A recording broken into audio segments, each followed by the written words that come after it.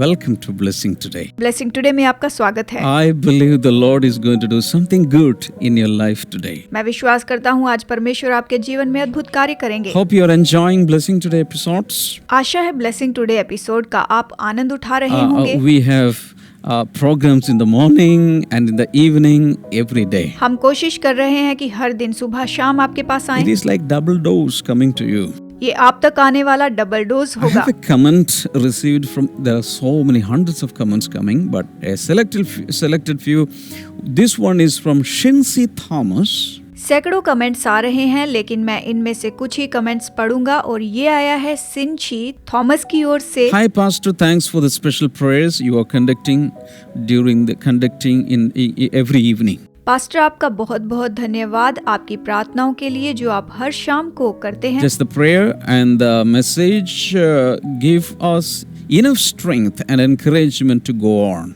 ये हमें प्रोत्साहन और अंदरूनी बल देता है कि हम आगे बढ़ते चले जाएं। आपका बहुत बहुत धन्यवाद। As there are too many horrible things we hear these days. जैसे कि आज हम संसार में बहुत सी ऐसी भयानक बातें सुनते आ रहे हैं। Your message about the anchor of the soul has also renewed our faith in the Lord. हमारे प्राण के हुक के बारे में आपका संदेश जो था उसने हमारे विश्वास को नया बनाया है। I look forward every day to attend the evening meeting. मैं हर दिन कोशिश करती हूँ कि शाम की सभा में मैं उपस्थित रह सकूं। The morning glory about the series on Jesus' life has also answered so many questions. यीशु के जीवन के बारे में मॉर्निंग ग्लोरी की सीरीज में इसने हमारे बहुत से सवालों का जवाब दिया है। Which non-believers have asked me and I sometimes did not have an answer. जिसका बहुत से सवाल मुझसे अविश्वासियों ने पूछे थे, लेकिन उनका मैं जवाब बिल्कुल नहीं दे पाई थी। It has been a blessing to me and my family. My husband has also started to attend this series and he also loves it. ये हमारे पूरे परिवार के लिए बहुत आशीष रहा है और इस सीरीज को देखने के लिए आजकल मेरे पति भी जुड़ जाते हैं। धन्यवाद। And thanks for your dedication and time and your family take to put all these things together. ये सब कुछ करने के लिए आपके परिवार के समर्पण के लिए धन्यवाद। Thank you so much, Shinsi Thomas. Shimsi Thomas आपका बहुत बहुत धन्यवाद। Actually, we are also looking forward to your comments because we want to know how these episodes, these messages, these programs are beneficial to you. हम भी आपके comments पाना चाहते हैं, आपसे ये जानना चाहते हैं कि ये प्रोग्राम आपके जीवन में किस तरह से लाभ लेकर आ रहा है। And I believe this is a joint venture. We cannot do this alone. You have noticed that every day we have a set of sponsors supporting Blessing Today financially to move forward and reach out to the perishing world. हम इसे अकेला नहीं कर सकते हैं। आपने ये देखा होगा कि बहुत से लोग हैं जो ब्लेसिंग टुडे को स्पॉन्सर करते हैं ताकि हम इस विनाश होते हुए संसार तक पहुंच पाएं, ताकि परमेश्वर का वचन पूरे संसार तक पहुंच पाए। Let us pray for today's sponsor right now. तो आइए आज के स्पॉन्सर के लिए प्रार्थना करते हैं। Today's sponsor is a well-wisher, a dear sister from Ernakulam, Kerala. आज की हमारी स्पॉन्सर हमारी हित चिंतक हैं। ये बहन एर्नाकुलम केरला से हैं। Father Lord, I pray and I release blessings upon this well-wisher and husband. मैं प्रार्थना करता हूँ और आशीष खोलता हूँ इस हित चिंतक बहन पर और इनके पति के ऊपर तेरी आशीष आए। Lord, let them blessed spiritually and physically and in all other areas of life. प्रभु ये आशीष पाएं, आर्थिक रीति से ये आशीष पाएं, अच्छी सेहत दे प्रभु, ये आत्मिक रीति से और हर क्षेत्र में आशीषित हो जाएं। Thank you, Lord, for blessing today's sponsor. In Jesus' name, Amen. धन्यवाद प्रभु, ब्लेसिंग टुडे स्पॉन्सर्स को आपने आशीष दी है, यीशु के नाम में मांगते हैं, आमीन। All right, we are continuing with Jesus' uniqueness in his mission. तो हम देख रहे हैं यीशु के मिशन में उसका अलग होना। We already saw 16 of them. हमने अब तक कुल 16 देखे हैं And this is 17th coming to you. और ये है 17वां। If you missed the previous ones, go to the previous episodes, yesterday's and before that. You can go. Everything is listed in the YouTube channel, and then come back and watch this. अगर आप इनमें से किसी episode को चूक गए हैं तो आप YouTube चैनल पर जा सकते हैं और वहाँ पर पूरी लिस्ट दी गई है, आप वहाँ पर देखकर फिर इसे देखिए तो All right. अच्छा होगा। Number 17, Jesus came into this world to give us eternal life. Number 17, यीशु इस संसार में हमें अनंत जीवन देने के लिए आया कि हम लोग अनंत जीवन पाएं। John 17, verse number 2. यूहन्ना अध्याय 17 वचन 2 में हम इसे पाते हैं। Jesus is talking to his Father, यीशु यहाँ पर अपने पिता से कहता है, and in his prayer he says, "You granted him authority over all people, that he might give eternal life to all those who have given him." यूहन्ना 17 वचन 2, क्योंकि तूने उसको सब प्राणियों पर अधिकार दिया कि जिन्हें तूने उसको दिया है उन सब को वो अनंत जीवन दे। When a person is naturally, physically born into this world, that person gets physical life in the body. जब कोई इस संसार में स्वाभाविक शारीरिक जन्म लेता है तो फिर उस व्यक्ति को शारीरिक जीवन मिलता है। That life is growing in that baby, and the baby becomes a boy or a girl, then he or she moves to adolescence, then youth stage, then the middle age, maybe the old age, and the life goes.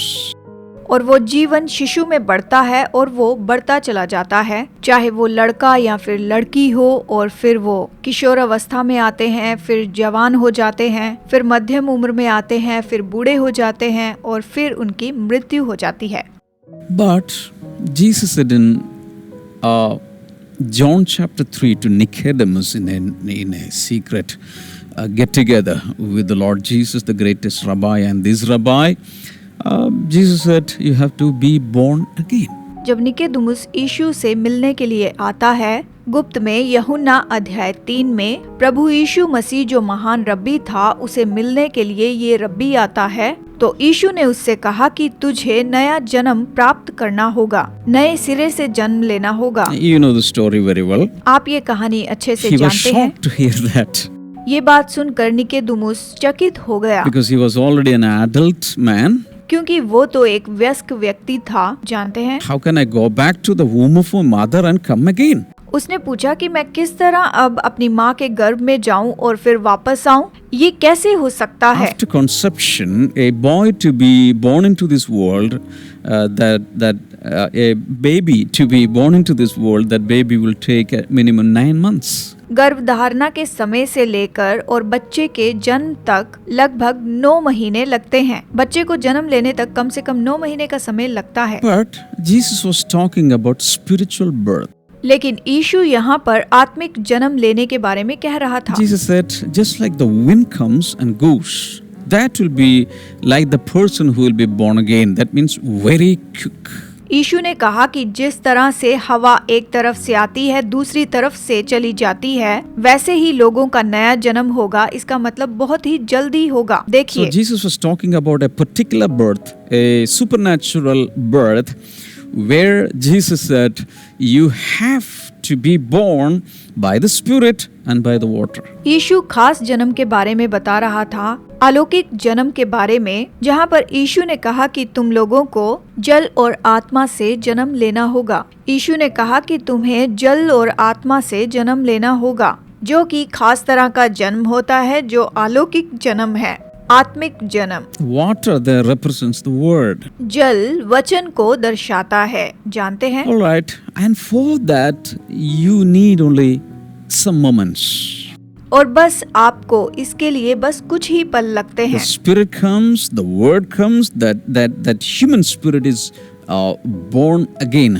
आत्मा आता है, वचन आता है और फिर वो व्यक्ति नया जन्म प्राप्त करता है। इस प्रकार से उसका नया जन्म होता है। Now this rebirth that Jesus is talking about is about getting eternal life, not a physical short life. अब ये नया जन्म जिसके बारे में यीशु कहता है, ये थोड़े समय का शारीरिक जीवन पाने के बारे में नहीं है, पर अनंत काल का जीवन पाने के बारे में है। But remember, this life comes through the Lord Jesus. लेकिन याद रखिए ये जीवन प्रभु यीशु की ओर से आता है, Because he says, I have come to give you eternal life. क्योंकि उसने कहा कि मैं तुम्हें अनंत जीवन देने के लिए आया हूँ। There is only one Savior to give us eternal life and this salvation. केवल एक ही उद्धारक है जो हमें अनंत जीवन और उद्धार दे सकता है। Suppose God is saying, कहिए परमेश्वर कहता है, anyone who is not keeping the commandment, the 10 commandments, will not go to heaven, will not have eternal life. कि जो भी 10 आज्ञाएं नहीं मानता है वो स्वर्ग में नहीं जाएगा, वो अनंत जीवन नहीं पा सकता है। How many of us will be saved? तो हम में से कितने लोग उद्धार How many पाएंगे? of us will have eternal life? तो हम में से कितने लोग अनंत जीवन पाएंगे? Okay, let it go. If God says you have to get a pass for 1 lakh rupees, then you can go to heaven. मान लीजिए कि परमेश्वर कहता है कि आपको 1 लाख का पास खरीदना होगा, फिर तुम स्वर्ग में जा सकते हो। Maybe many people have that capacity, only they will go. तो केवल जिनमें क्षमता है वही लोग वहाँ पर जा पाएंगे। But a lot of people, they do not have even 5 rupees with them. How can they go? तो जिन लोगों के पास अपने लिए 5 रुपए भी नहीं है, वो लोग कैसे जा पाएंगे? If God says, okay, you can go to heaven, but at least once you have to go to Israel and go to Jerusalem. या फिर परमेश्वर कहता है कि तुम्हें कम से कम एक बार इस्राएल में जाना होगा, तब तुम स्वर्ग में जा पाओगे। So that means the commandments cannot save us. Obeying the commandments will not save us. इसका मतलब आज्ञाएं हमें नहीं बचा सकती, आज्ञाओं का मानना हमें बचा नहीं सकता। Because in the whole history, nobody has obeyed the commandments fully. क्योंकि पूरे इतिहास में किसी ने भी आज्ञाओं को नहीं माना है पूरी तरह से, किसी ने भी पूरी तरह से आज्ञाओं को नहीं माना And your है। money cannot take you to heaven. और आपका पैसा भी आपको स्वर्ग में नहीं ले जा सकता है। And not only that, your pilgrimages will not take you to heaven. और ना ही आपकी इस्राएली यात्रा आपको स्वर्ग में ले जा सकती But I है। can tell you one person who can take you to heaven. पर मैं बता सकता हूँ कि एक व्यक्ति आपको स्वर्ग ले जा And सकता that है, is our Savior. वो है हमारा उद्धारक। He says, I have come to give you eternal life. वो कहता है कि मैं तुम्हें अनंत जीवन देने के लिए आया हूँ। Amen. आमीन। Coming to number 18.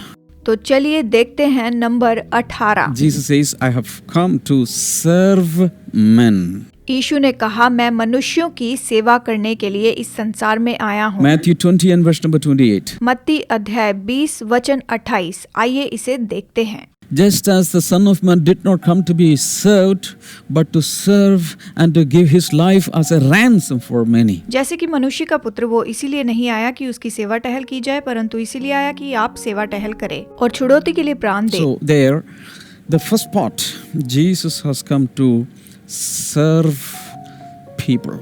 तो यहाँ पर पहला जो भाग है वो है यीशु लोगों की सेवा करने के लिए आया था। And that Jesus introduced into this world a special kind of leadership for the first time, and that leadership is known as you know, servant leadership.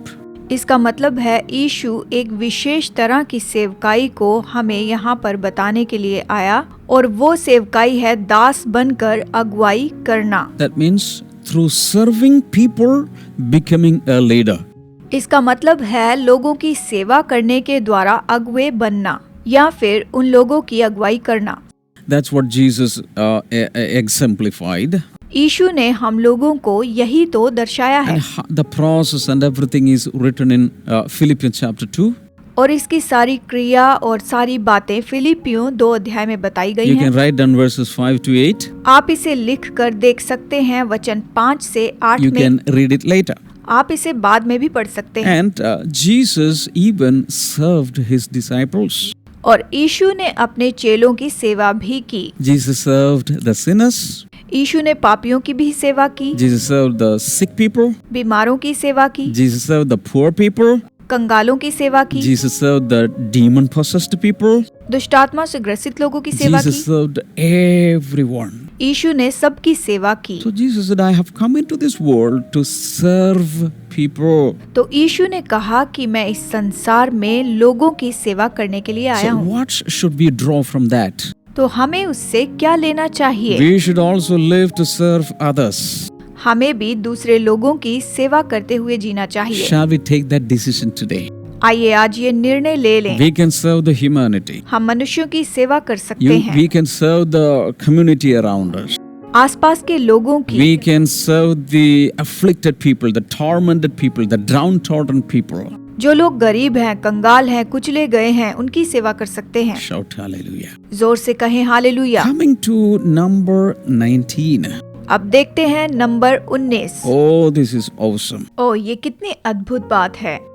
There we see Jesus says, I have come to bring grace and truth. यहाँ हम देखते हैं यीशु कहता है मैं अनुग्रह और सच्चाई को लेकर आया हूँ। इस तरह से यीशु ने कहा। John 1 and verse number 17. यहाँ पर यूहन्ना 1:17 कहता है। This is not Jesus directly saying, but John, the gospel writer, the apostle is writing, for the law was given through Moses. Grace and truth came through Jesus Christ. इसे यीशु ने सीधा तो नहीं कहा, लेकिन प्रेरित यूहन्ना यहाँ पर लिखता है, इसलिए कि व्यवस्था तो मूसा के द्वारा दी गई, परंतु अनुग्रह और सच्चाई यीशु मसीह के द्वारा That means पहुंची। God used Moses as a channel to bring the law into this world. मतलब मूसा को परमेश्वर ने उपयोग किया कि व्यवस्था को इस संसार में लेकर आए। And because of the law was enforced, we now know that we need a salvation as a gift.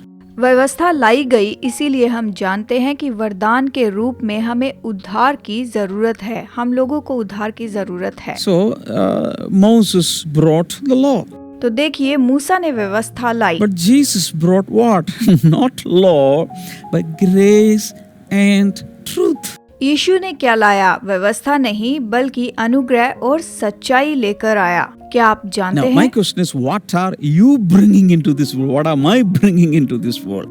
मेरा सवाल ये है कि आप इस संसार में क्या ला रहे हैं या मैं क्या ला रहा हूँ? Or will we allow God to download something into this world through us? हम परमेश्वर को इस संसार में कुछ लाने की या फिर डाउनलोड करने की अनुमति देते हैं। Shall we allow God to bring grace and truth into this world? क्या हम परमेश्वर को इस संसार में सच्चाई और अनुग्रह लाने की अनुमति देंगे? Shall we allow God to bring peace into this world through us? क्या हम हमारे द्वारा परमेश्वर को इस संसार में शांति लाने की अनुमति देंगे? Or joy or harmony? आनंद या एकता इस संसार में लाने की अनुमति देंगे? Can we become that channel? क्या हम ये स्रोत बन सकते हैं? क्या हम अपने जीवन में ये स्रोत बन सकते हैं? Hallelujah. Think about that. Hallelujah, सोचिए, Pray about that. प्रार्थना The करें। next one, 20. और फिर अगला है 20वां। Jesus says, we have seen it already, but Jesus came to destroy the devil's work. हमने इसे पहले ही देखा है कि यीशु इस संसार में शैतान के कामों को नाश कर देने के लिए आया है। But we are going to read that verse once again. चलिए एक बार फिर से उस वचन को पढ़ते हैं। 1 John chapter 3 and verse number 8. पहला यूहन्ना अध्याय 3 वचन 8। आइए इस वचन को हम यहाँ पर पढ़ते हैं। He who does what is sinful is of the world, because the devil has been sinning from the beginning. The reason the Son of God appeared was to destroy the devil's work. जो कोई पाप करता है वो शैतान की ओर से है, क्योंकि शैतान आरंभ ही से पाप करता आया है। परमेश्वर का पुत्र इसलिए प्रकट हुआ कि शैतान के कामों को नाश करे। One of the purposes of Jesus' coming into this world was to destroy the works of the devil. यीशु का इस संसार में आने का एक ही उद्देश्य था कि वो शैतान के कामों को नाश कर दे। शैतान के जितने भी बुरे काम हैं उन्हें नाश कर दे।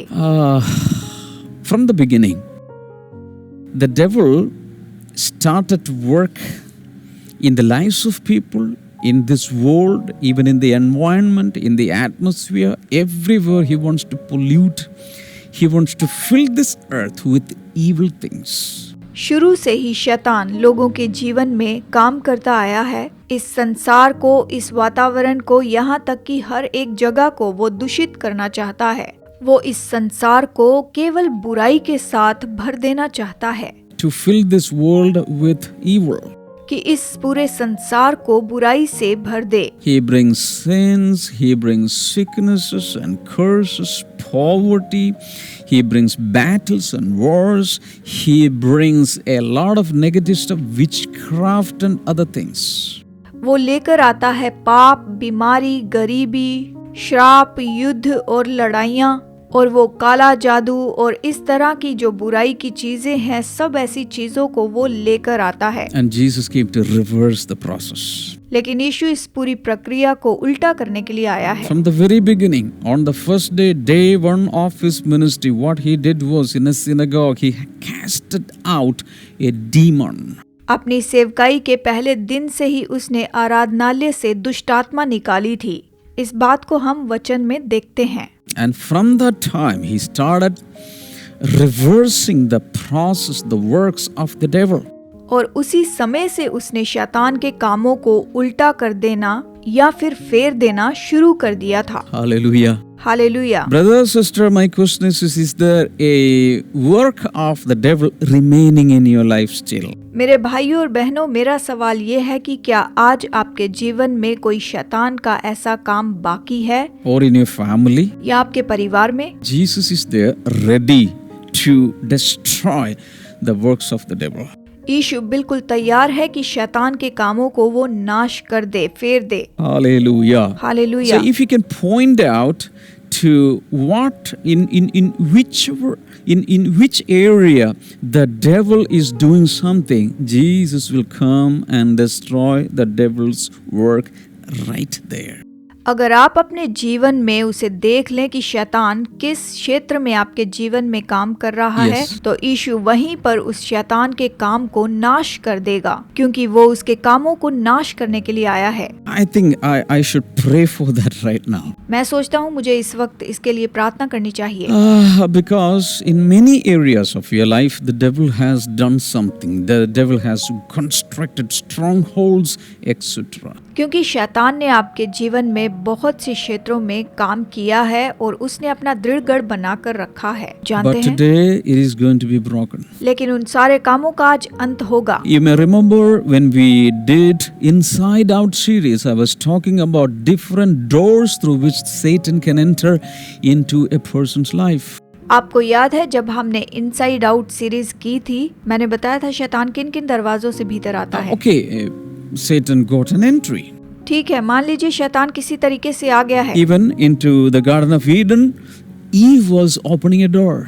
यहाँ तक कि अदन की वाटिका में शैतान के लिए हवा ने ही द्वार खोला था। And because of that open door, the devil came into the first human family. और उसने द्वार खोला, इसीलिए शैतान पहले मनुष्य के परिवार में आया। And knowingly or unknowingly, people are opening doors wide for the devils to come.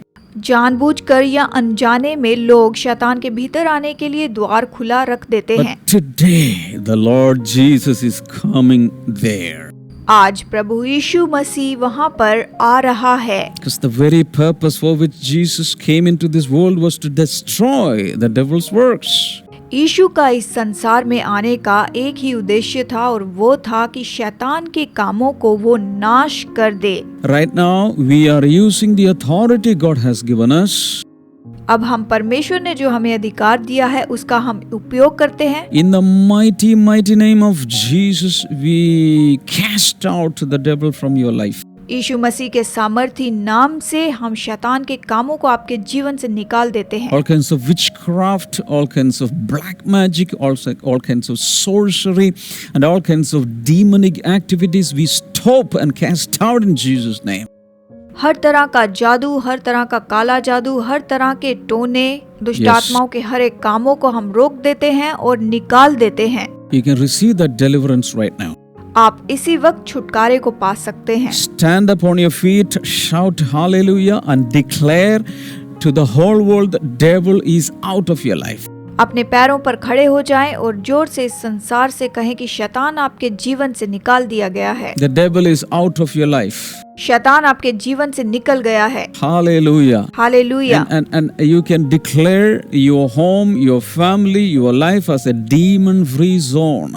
और आप घोषणा कर सकते हैं कि आपका परिवार, आपका घर, आपकी हर जगह, आपका जीवन दुष्ट आत्माओं से आजाद हो चुका है। Hallelujah. Hallelujah. Start praising the Lord right now. प्रभु की स्तुति करना शुरू कीजिए At the top of your lungs, scream out praises to the Lord. और जोर से चिल्लाकर प्रभु की स्तुति करते जाएं, प्रभु को धन्यवाद दें। Hallelujah. Hallelujah. In Jesus' name, amen. आमीन।